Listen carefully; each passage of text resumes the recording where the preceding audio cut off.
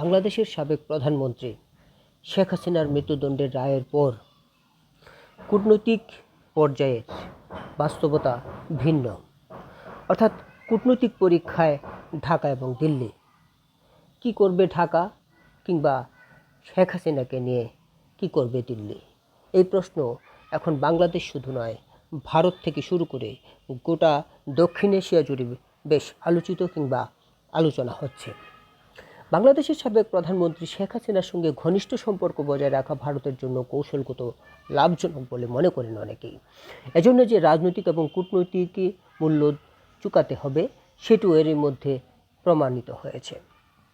15.5 বছর ক্ষমতায় থাকাকালে শেখ হাসিনা নয়াদিল্লির স্বার্থের সঙ্গে সামঞ্জস্যপূর্ণ নীতি গ্রহণ করেছেন, বিশেষ করে সীমান্ত স্থিতিশীলতা ও যোগাযোগের ক্ষেত্রে।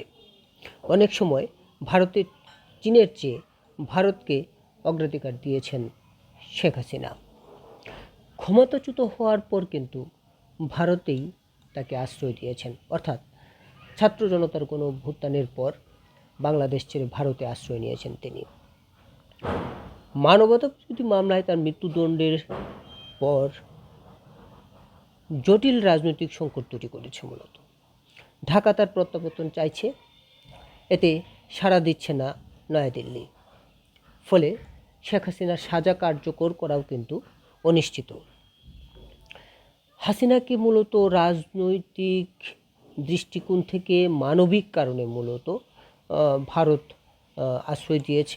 এর একটি পারিবারিক ঐতিহ্য, ব্যক্তিগত কারণও রয়েছে, কিংবা ঐতিহ্যগত ঐতিহাসিক কিছু প্রেক্ষাপট রয়েছে শেখ হাসিনাকে আশ্রয় দেওয়ার পেছনে।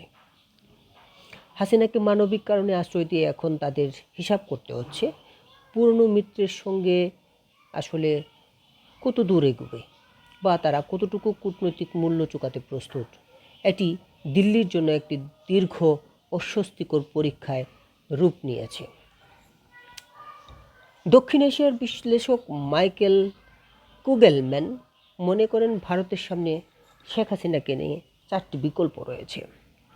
এর বিকল্প একটি হচ্ছে ভারত তাকে হস্তান্তর করতে পারে, কিন্তু নয়াদিল্লি এতে সম্মত নয়। বর্তমান যে অবস্থায় রয়েছে সে অবস্থায় রাখা, হাসিনাকে চাপ দিয়ে নীরব রাখা, অর্থাৎ তিনি যেন কোনো কথা না বলে তিনি চুপচাপ থাকেন। তৃতীয় বিকল্প হচ্ছে যে চতুর্থ বিকল্প হচ্ছে যে তৃতীয় কোনো দেশে শেখ হাসিনাকে পাঠিয়ে দেওয়া। অর্থাৎ তাছাড়া মৃত্যুদণ্ডের রায়ের পর কিন্তু ভারতের উপর আইনগতভাবেই কিন্তু নানা দিক থেকে চাপ বাড়বে। সে জায়গা থেকে তাকে বাংলাদেশে প্রত্যর্পণ করার বিষয়টি কিন্তু বেশ জোরে সোরে আলোচনা হবে, কিংবা এই বাস্তবতা আরও বাড়বে। সে জায়গা থেকে কতটুকু ভারত চাপ নিয়ে শেখ হাসিনাকে আগলে রাখতে পারবে সেটাই এখন দেখার বিষয়। কিন্তু তাকে পৃথিবীর অন্যান্য দেশ গ্রহণ করবে কি করবে না, সেটাও কিন্তু একটি সামনে জটিল সমীকরণ তৈরি হয়েছে। সব মিলিয়ে এটি বিচার বিশ্লেষণের জায়গায় গিয়ে ঠেকেছে।